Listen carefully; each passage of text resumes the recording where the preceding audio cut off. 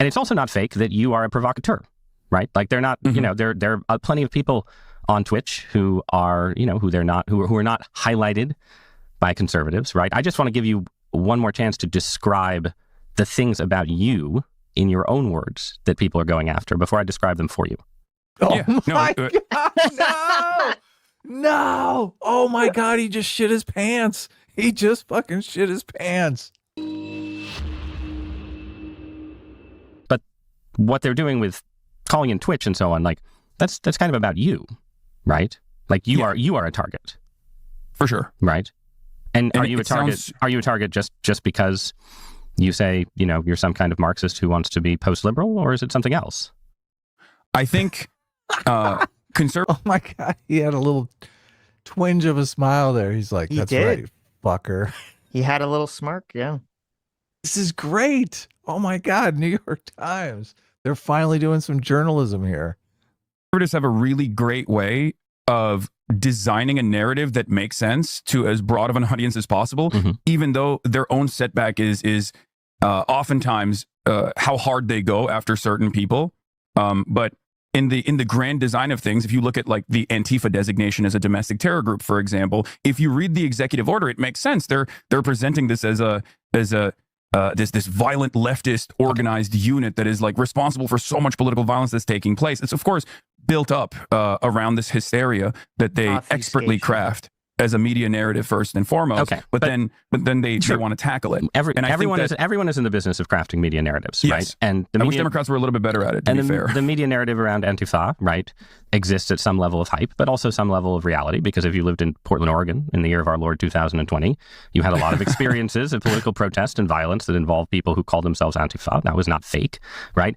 And it's also not fake that you are a provocateur, right? Like they're not, you know, there are plenty of people on Twitch who are, you know, who are not highlighted by conservatives, right? I just want to give you one more chance to describe the things about you in your own words that people are going after before I describe them for you. Oh yeah, my God, no! No! Oh my God, he just shit his pants. He just fucking shit his pants. Yeah. Yeah. He's like, oh shit. I thought the New York Times was supposed to give me puff pieces. What's going on here? It's so embarrassing because too, it feels like this is like your dad. Oh, I know. I'm giving you one more chance, son, to tell me the truth before I tell you the punishment. Tell me what you did. Tell me why the car is in flames. But I wanted to see if you would tell me. Exactly. Oh yeah, look at him. Look at right now. Hasan is like, oh shit. Yes. They're gonna bring up the clips. He's sweating. He is sweating. This is great. I'm sure that we'll get to that point as well. But like I said, in just a second, we will. The things that I advocate for are pretty clear. But of course, this is something that conservatives have experienced and have considered cancel culture or like wokeness in particular for quite a bit, where you can just like reframe someone and smear them, especially in the format that I exist in. It's quite simple to take people completely out of context or make it seem as though they are incapable of using metaphor or incapable of being insincere or hyperbolic in moments, right? And so it kind of goes back to the same thing as like Antifa is a serious threat to American stability and order, and it's an organized unit that must be tackled because they're justifying violence against, And what do they think you police are? officers and things of that nature. The equivalent of that would be conservatives saying that you're inciting violence, right? Yes. So we had Hasan throws out all the classics out of context, hyperbole, sarcasm, and then also the obfuscation, the redirection back to but guys, they said bad things about Antifa, and you know that's not true. So things they're saying about me, that must also not be true, right? Yeah. He's trying. I think that is precisely what they're going to try to do. And not just like inciting violence necessarily, but inciting terror, right? Revolutionary terror, you might say. Yes, exactly. And I think that is the grand design and the ways in which the conservative apparatus is going to try and stamp out any sort of political discontent, like any sort of political dissent, really. Because that much has been clear to me, where it's not just about people like myself who they can single out and target and say are like, very scary individuals, but it's also Gavin Newsom, right? Like Gavin Newsom will come out and make this symbolic gesture where he has no power over federal agents, but he'll say that in the next year, ICE agents that are conducting ICE operations in California state have to be unmasked when they're doing this, right? And this is, I think, it's a fairly reasonable provision, even though it's ultimately symbolic. Having said that, however, the conservative apparatus will point to that as like Gavin Newsom wants to kill ICE agents and dox them. Like that's not the case, right? Okay. I mean, that's ridiculous. All right, so let's make this a little more concrete. Mhm. Please stop whataboutism. They said this about ICE. They said this about Antifa. They said this about Gavin Newsom. It's like, bitch, I'm asking you. Yeah, you said you supported a terrorist organization, and you even admitted that they were a terrorist organization on video. Yes. What about that?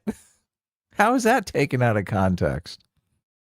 You are telling a story where it's you and Jimmy Kimmel and Gavin Newsom, right? And you're all targets of the conservative apparatus. Okay, but you're pretty different from Jimmy Kimmel and Gavin Newsom. In part a lot for reasons we were just discussing, right? They're liberals. They're good milquetoast liberals, whatever they may say. And you are more radical. You're post-liberal in some way. You want a different horizon, a different future. But beyond that, you are also willing to push your rhetoric further than they do. Certainly further than Jimmy Kimmel does, right? And I say this, I want to be clear. I have a pretty high tolerance for, let's say, vivid political rhetoric. I came of age as a newspaper columnist in the 2010s when my liberal friends were all saying like, oh, every time the Tea Party, talks about revolution and taking our country back, they're inciting violence. And now I live in a world where my conservative friends say Gavin Newsom's inciting violence. Anyone who calls Trump a fascist is fighting violence. I think this is a free country. I think if you want to call Donald Trump a fascist, you're free to do so. If I want to call you a commie, I'm free to do so. People do it all the time. People do it all the time. But this is my reading, and I'll let you tell me why I'm wrong in a minute. I think you push further, and I think you like to play with the rhetoric of violence. So like you were suspended from Twitch, I think, for a day, and there was an argument you were having about Medicare fraud, right? And the GOP was going to crack down on Medicare fraud. And you said, well, if they really cared about Medicare fraud or Medicaid fraud, you would kill Rick Scott. This is the Florida senator, and it's a reference to the fact that Scott's company paid some huge fines for they were engaged in some kind of Medicare fraud, right? But you didn't say we should put Rick Scott in jail for Medicare fraud, right? You said if you cared about Medicare fraud or Medicaid fraud, you would kill Rick Scott. Okay, you wouldn't make Rick Scott. I do think it's funny that the clip that the New York Times pulled of him saying this, it's not even It's Asmongold. It's Asmongold reacting to the clip. It's got Asmongold in it. Look, Asmongold's in the New York Times now. It's so funny. Former governor of Florida, Rick Scott, you wouldn't make him a prominent part of the Republican Party. Well, this was, for the record, this was in response directly to Mike Johnson. And it is something that I take ownership over. I did apologize for the language that I used instead of saying like, just you should jail Rick Scott, right? Which would have been the most inoffensive. It was a hyperbolic statement that I made, not with like any sort of significant death threat issued to a sitting elected representative. Obviously. I agree. I don't think you were issuing a death threat. I agree. Yeah. So, but you're right. That is hyperbolic language for sure, and it's one statement in a grand sea of others that of course gets highlighted through the same outrage machine, and then people demand punishments, and then those punishments do come down, and it causes me to be even more careful with my language. Having said that, given the 10-hour format that I have, there are definitely going to be weak moments where I just like say something without even thinking about what that might come across as. I wish you would have. This would be where you'd cut to and say, "Oh, that made you more careful with your language, did it?" And then we cut to Hasan singing the Bella Ciao song. Yeah, from a couple days ago. From a few days ago, which I don't know. This interview probably happened before that, but cut to that and be like, how is this being, you're literally singing the song that was referenced by the shooter of Charlie Kirk. How is this being more careful with your language? Yeah. Bitch. Liar. He's totally lying. Look, he loves this. He loves to play as an edgy boy. Yes. But then he immediately cancels his Twitch tour because it's too dangerous out there. That's Mr. why Edgelord. I hate these people because they go in their audiences and they're like, oh, I have to be so performatively edgy to my audience because that they want me to be as fucking unhinged as possible. Yeah. And then as soon as they're in a mainstream setting, they're like, they're like, oh, what, me? I'm innocent. I'm so normal. I'm such a mainstream normie. LOL. Like, your kids would love me. I'm so sweet and nice and kind. And anyone says otherwise is just a liar. And they're just jealous. And the audience loves this. They love this. They want to lure in more people into their cult. Yes, that's what's even worse. Yeah, the audience is completely in on the lie, and they support it, they applaud it. They will run to the comment section Oh, of whatever yes. video, and they will like engage in the gaslighting and lying too. It's disgusting. Of course, yeah. They get off on it. It's funny that they call everyone else a cult Yeah. when they exhibit the most cult-like behavior imaginable. Yeah. I mean, you do. I read through. You have a lot of content, right? Mm-hmm. So I'm not going to tell you that I've read through every hour, every transcript. Yeah. But I feel like I read enough to get a sense of sort of what you mean by hyperbole, right? And it means different things, right? It means like you're talking about landlords and why they're bad. I think you were talking to a landlord friend at the time, Yeah. right? But you said, let the streets soak in their bleeping red capitalist blood, dude, right? So yeah. I also said in a video game, but right. to showcase the silliness of. Oh my God.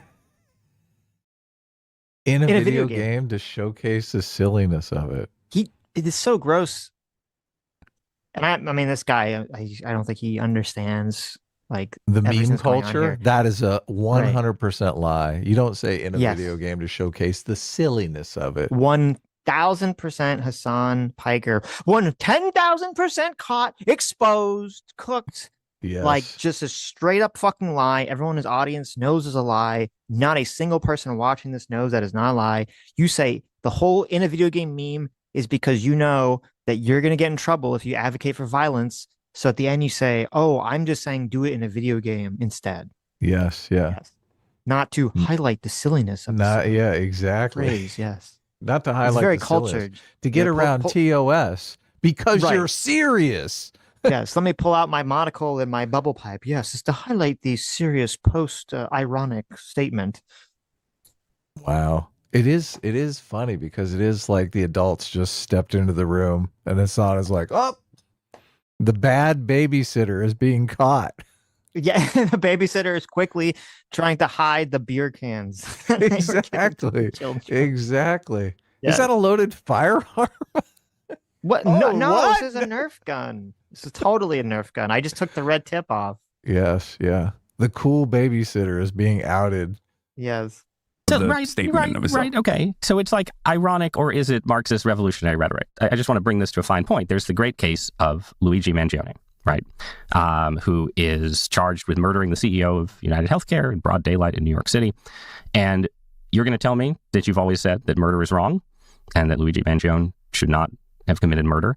But you've talked a lot about Luigi. And of course. I think it's one of the most consequential. It's one of the most consequential instances of adventurism. Look, he's totally trying to cut him off. He's like, please don't say anything more. Please stop. Let me talk. Yes. Let me see if I can filibuster for 5 minutes. Which I always will say is wrong because I think it invokes social instability, which I think is bad in general to exist under. That's a lie, too. Such a fucking lie. That's a Yes. massive You lie, want social instability. How do you get your revolution if you don't have social instability? And he's explicitly said this in a lot of past clips that we've seen about how, everyone getting their treats from Amazon lulls them into a false sense of sleep insecurity and blah, blah, blah, blah, blah. Back when he was supporting the Houthi pirates. Yeah. Well, I mean, he still is, but yes. But what I try to always do, especially with the Luigi Mangione case, is to talk about the concept, for example, of social murder. The notion of our systems that already exist, like the privatization of healthcare and the denial of care that make people infinitely. To be clear, so Hasan said something which I missed the first couple times I heard this, and I just heard it now. And he social said murder. He said, well, not that, but we'll go back because that's pretty crazy too. But he said regarding Luigi Mangione, the language he used was, it's one of the most consequential instances of adventurism. Oh, wow. Really? Adventurism. And I was like, what the I was like, adventurism? What does that mean? I've never heard of this term before, this adventurism. It sounds bad. It sounds like revolutionary adventure. Well, it sounds weird for you to talk about an assassination as an adventure, right? Adventurism. What does that mean? So When I look it up on Google, it says adventurism is the willingness to take risks in business or politics, actions, tactics, or attitudes regarded as daring or reckless. So on one hand, we have this sort of recasting of a assassination as like, well, that's just a reckless, daring risk. Okay. Yes. Yeah. But then also it's interesting. The number one top result for adventurism that Google spat back at me is from a communist Wikipedia website called the Proletarian Encyclopedia. Okay. Mm-hmm. And it says adventurism is emphasis on the spontaneous action which can be undertaken by either individuals or organizations, usually political organizations such as political parties. For example, anarchists are usually proponents of individual actions as a basis for collective actions, which means that any action that undermines the state in any capacity, however insignificant, is desirable. Acts such as tagging a wall with symbols is, in their practice, a way of raising individual consciousness for anarchism. It can be done by a single person at any time without prior planning or organizing, but ultimately only results in making the city pay to send a worker to clean up the graffiti. For Marxist-Leninists, adventurism is undesirable. Well, at least that's good, as it indicates a lack of discipline and a lack of understanding theory. It's also important for a communist party to be united against onslaughts from the bourgeoisie, and as such, members are encouraged not to deviate from party lines and act by themselves, as these acts can be unpredictable for the party. So this Oh, wait, hold on. Adventurous acts such as the assassination of a politician, no matter how far to the right they may be, do not essentially raise class consciousness or start the premises for revolution. So when he says adventurism, he could either mean A, that he's in favor of it from a more anarchist perspective, or B, he's against it, not necessarily because it's bad to, murder someone, but only because, hey, Bad for that's the just going party. to lead to a political backlash. So Yeah. you shouldn't do that. Fascinating. It's interesting that he's so deep in the political head up the ass political theory that he even has a term for this concept that he's gonna throw out here in this interview that no one's even know what the fuck he's talking about. Straight off the commie wiki. Yes. Systems that already exist, like the privatization of healthcare and the denial of care that make people infinitely less tolerant than we normally would in a civilized society to an adventurous act of violence, such as the case is with Luigi Mangione. Who is we? I'm much more interested in talking about. Just pause there. That make you're talking because this is something you've done a bunch, right? You sort of you don't say I love Luigi. You're like we people are. He's seen as a positive figure. He's for most of America. He says I'm going to dish out what many Americans have experienced to the figurehead of that pain, right? Mm-hmm. Do you think like most Americans sympathize with who is the we who looks at shooting United Healthcare CEO and says that's understandable? I think it's the people online that are not necessarily Psychopaths. like card carrying DSA members or whatnot, but just like that's Democratic Socialists of America. Aunts, just for not the DSA guys or Democratic Socialists of America or Party for Socialism and Liberation, but it's like the Barbras and the Debras, as I like to call it, that live in the Midwest and are truly repulsed by the way that private healthcare operates in this country. And for them, I think the Luigi Mangione case is really unique because Americans do not like political violence, right? Nobody likes it. I mean, this is poll after poll that has shown everyone thinks that obviously murder is wrong. I think murder is wrong. Everyone thinks political violence is wrong. And yet, in the case of Luigi Mangione, a lot of people, I think, had such a deep personal experience with the way that the healthcare system has harmed them in some way that the reaction ultimately was very different than one I had expected. From the moment that, before they even found out who the alleged shooter was, from the moment that people recognized that the victim was the faceless CEO of a healthcare company, everyone immediately understood. I mean, not faceless, right? No, I'm saying like for most people, the healthcare company had previously been faceless, and now there was a dead man who had a face. Right. Exactly. And I think that was a unique case that needed to be examined. And that's precisely the reason why the media was covering it in the same way as well. The only difference is that, tonally speaking, they were just more so outraged by the reaction in of itself rather than trying to examine why people felt this way. And I think what I try to do in this situation and many others. Hasan is such a cowardly cuck. And it's so crazy how his audience just lets him get away with it and cheers it on. Because everyone knows that watches Hasan. Now what he's saying is just a total fucking lie. Yeah, it's all lies. Like, Pack of lies. He's like, oh, I was just exploring the Luigi The ideas. Mangione murder because people had this reaction to it, and I found that strange. Isn't that worth looking into, Mr. New York Times? Yeah. That's all I'm doing. I definitely didn't cheer it on or advocate for it or have an audience that 100% advocates and celebrates for it. Yeah, look, he was dancing on the grave. He was celebrating it, actively celebrating it with his audience, and now he's trying to say, "Oh, just looking at it objectively, academically, it's such a macabre thing. We had to explore it cerebrally." It's like, yeah, right. Yeah, if you had an audience that reacted to someone's murder positively, and you actually thought that that was horrible, you would try to change those people's minds. Of course. You would try to be like, okay, you guys should not be cheering this on. We need to change something here, which obviously he didn't fucking do. He played into it so hard. Yeah, and the idea that middle America, Mom, Pa Kettle are out there dancing on the grave of the United Healthcare CEO who has a family and kids, just right. Like, try again, buddy. Remember, again. There was that guy who he was some crazy person who was trying to shoot the NBA, some NBA building or something. Uh-huh. And he instead killed some other random CEO lady by accident.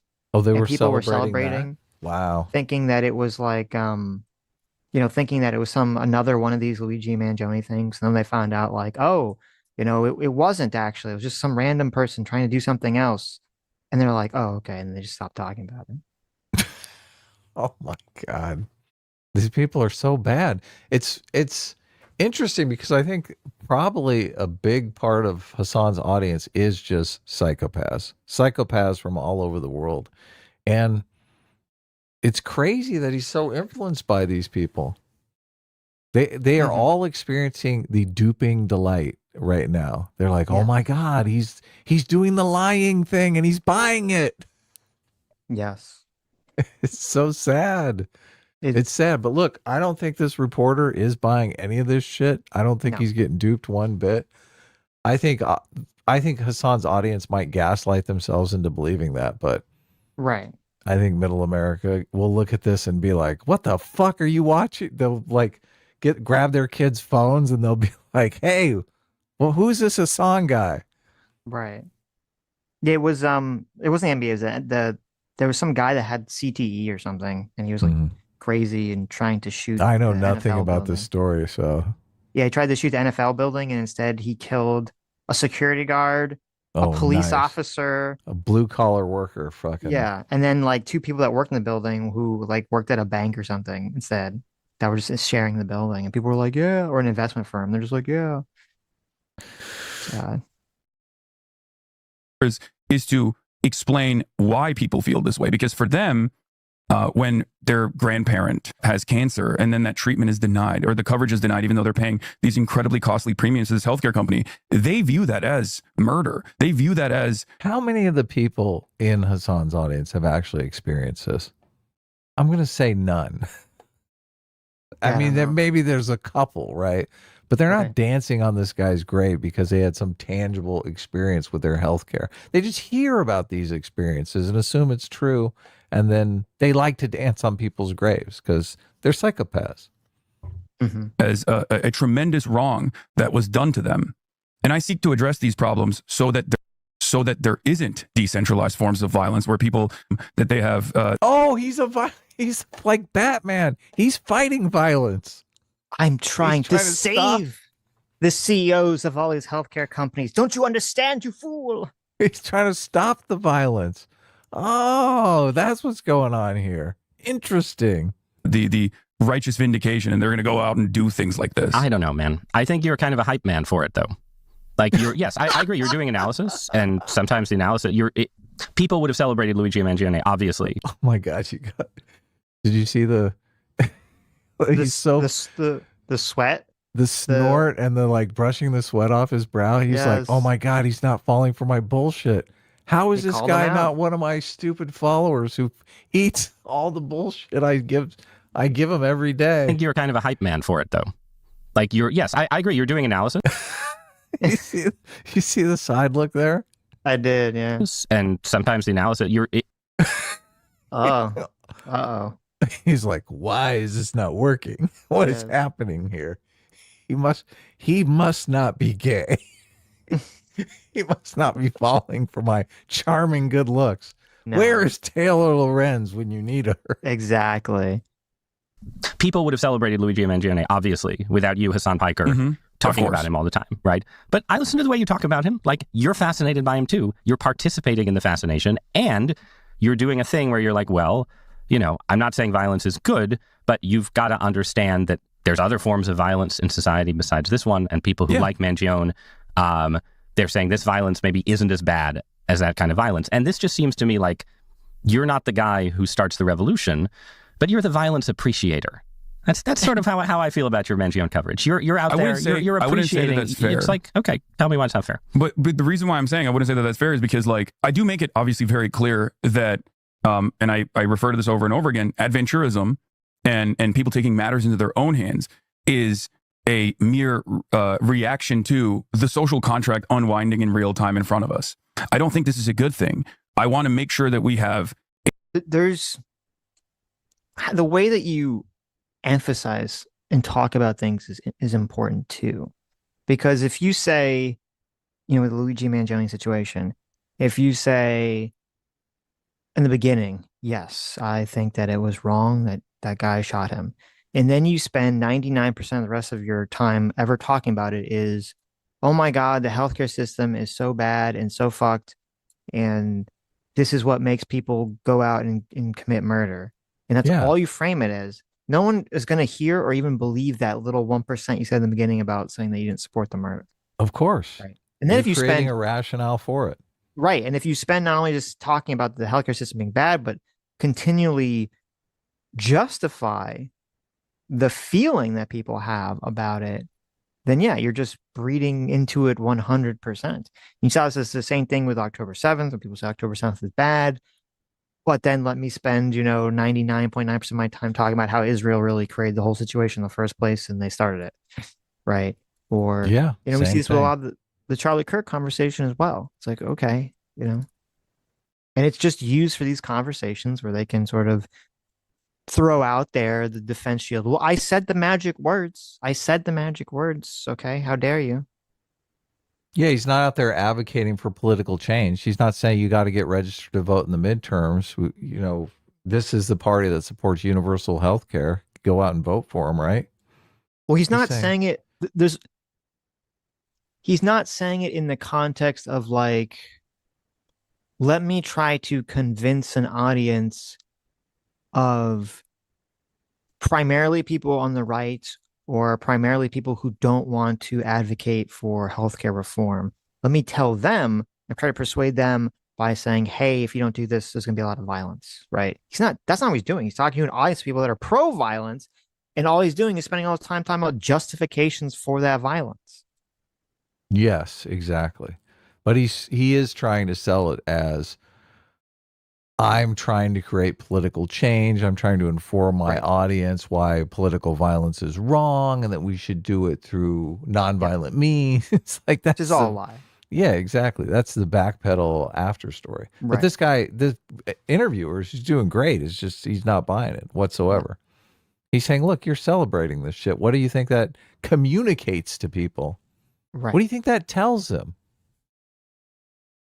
Of a system that helps everyone, and a part of that is creating the same social stability that existed. Now, you can do that by force, by stamping out dissent and moving in the direction of the Trump administration, or you can try and do that by addressing some of these inequities that exist that do actually harm a lot of people, right? Because I don't think you disagree with my assessment that systems are inherently violent, no matter which way they go, and that, I assume you understand what I mean when I say like the social murder of tens of thousands of Americans in the process of having their healthcare coverage denied. Like, it must interest you as well, right? Because it interests... Even framing it like that is a rationale for cold-blooded assassination. That's what it is. That's why you're putting it inside of that context. Yes. Yeah. You're saying certainly people... There's all these people that are social... And he said this, and all these people fucking say this. They say it about Charlie Kirk, too. But like all these people that die all over the world or in society... in all these other avenues and all these other reasons. So therefore, you're a bad person for talking about Charlie Kirk being killed, or you're a bad person for talking about the CEO of United Healthcare being killed. It's like, fuck you. These are different situations. We can talk about different things. Yeah, completely different. It's like if someone is someone. I think we were doing it. Like, remember there was like the Ukrainian woman that was stabbed on the train. They're like, well, I mean, more people die in car crashes. Like, well, what the fuck are we talking about? Like, fuck you. Yeah, it's completely ridiculous. Only is used as a dishonest technique to draw attention away from the issue people are talking about. Political change has a more permanence than the violence will ever inspire. The violence is not going to inspire the kind of change he's claiming to advocate for. I honestly don't buy any of this shit. I don't think he even cares about that kind of change. Hasan is a narcissist. He has his own health care. He doesn't give a fuck about this. This is just a virtue signal for him. Right. And he likes to be a revolutionary. He wants to be a revolutionary socialist because he thinks it looks cool. It's his part of his identity. Right. He doesn't actually care how it affects people's lives. Hi! You just listened to a clip from the Sitch Adam show. Most of the time we stream Sunday at 1 p.m. Pacific, 4 p.m. Eastern, and we stream during the week. Come join us. You guys are going to love it. It'll be great.